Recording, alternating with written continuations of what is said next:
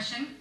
To solve the issues and others all over the world, don't you think it's about time to rebuild or construct the United Nations and reevaluate all the things and the messes that they did over the past 61 years, including making it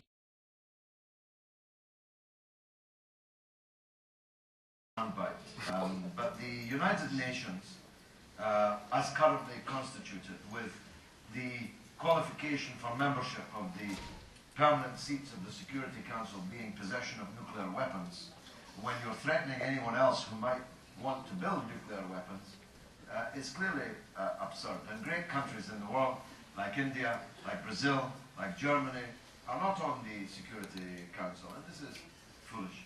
Britain is permanently on the Security Council, even though it has reduced itself over the last period to being the tail of the American dog. This is an unfair, undemocratic structure. The United Nations, if it's going to mean anything, is going to have power over the World Bank, over the International Monetary Fund. It's going to have to be democratically electing its Security Council on a revolving basis, and the General Assembly has to be the governing parliament of the United Nations rather than the permanent five of the Security Council.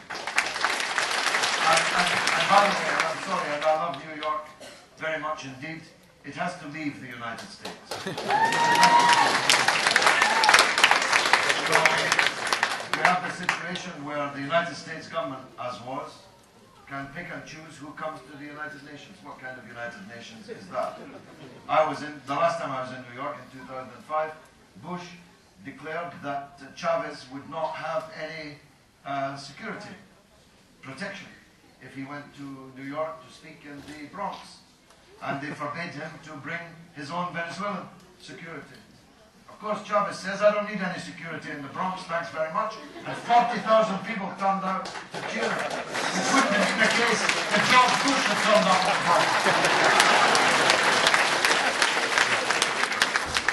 Do you think that the recent attacks on Gaza have anything to do with the enormous gas reserves sitting off the coast, which should belong to the Palestinians?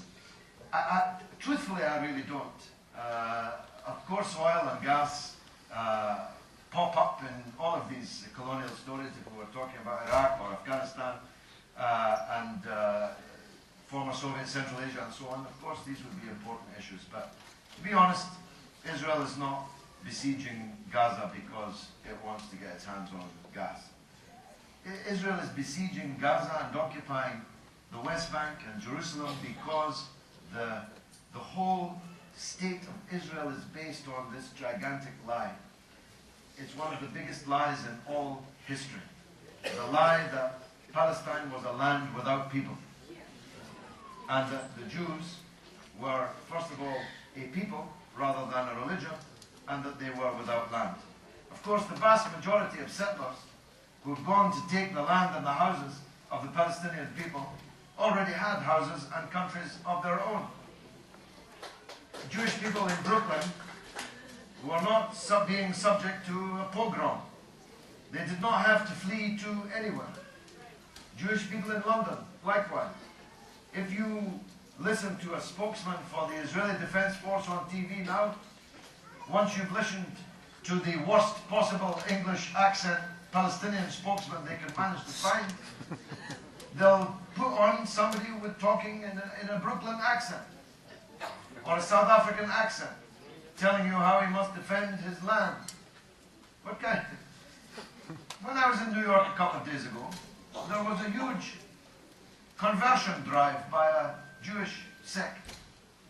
Good luck to them. The more people who find religion in this world, the better, so far as I'm concerned. I make no criticism of them proselytizing or trying to convert people.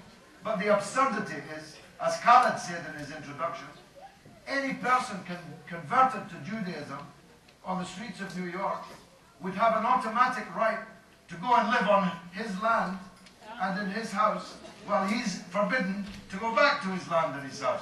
This is a kind of madness. Okay, we have a lot of questions regarding Obama, if you plan to meet with him and discuss these plans with him, and when is that going to happen?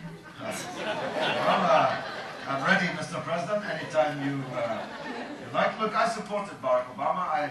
I was the first supporter in Britain of President Obama when most people in Britain couldn't pronounce his name, and Fox News took some time to learn how to pronounce his name, I noticed. And I do have hopes in him.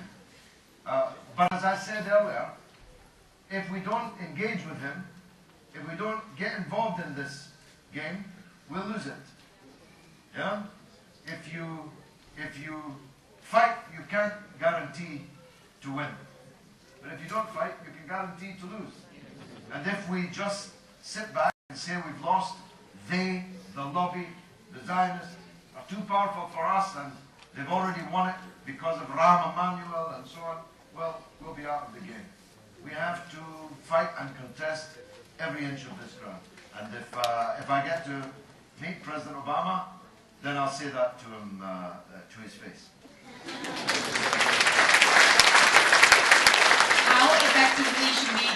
How should we effectively counter the Israel lobby, and what do you advise the youth of America to do in this struggle for Palestine besides protesting? Well, I think the youth is the most important thing that I've found on this trip. Most, like you, of the key organizers of events have been young Muslim women, and I think that the fact that such huge numbers of young Muslim women are here tonight and involved in this struggle is a great credit to the community, and certainly gives the lie to the idea that the Islamic community here in the United States wishes to push women to the side, to the back, not to allow them to be out and to organize. And that's a very great step forward, I think.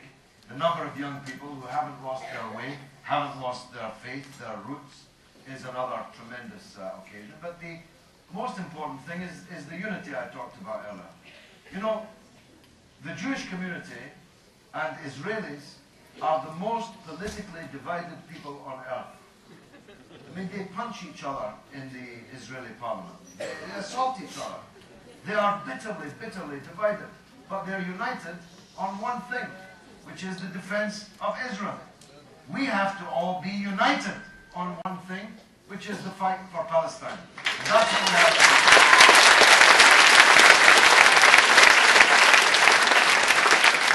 How do we break the stranglehold that Israel has on the U.S. government?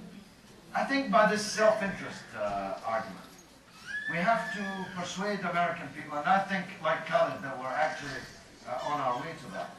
We have to say that this is not in America's interest. To go around the world making everyone hate you, you don't have to be a genius to work out that's not really good politics. By putting your country always in the front line of the hated, that's just not sensible politics, and turns out to be very, very expensive. So we should say to the US public that the US government has to take a more balanced approach. That's the best way to put it. Don't ask them to zigzag from being uncritical, unlimited supporters of Israel to the opposite. Just push them, force them to take a more balanced and fair approach to this question, and convince them that Palestine is the heart of the matter. That would do more to dry up that swamp of bitterness and hatred than anything else. Now, what are we asking for? It's important. There's two options. We could have two states with a Palestinian state in the West Bank and Gaza, but it would have to be connected by a flyover or a tunnel. It would have to have an Arab border. There would have to be the demolition of all the Zionist settlements in Jerusalem and on the West Bank. We could have such a mini Palestinian state on 22% of the land of Palestine, as long as East Jerusalem was its capital, and crucially, as long as the right of every Palestinian refugee to return to their homes was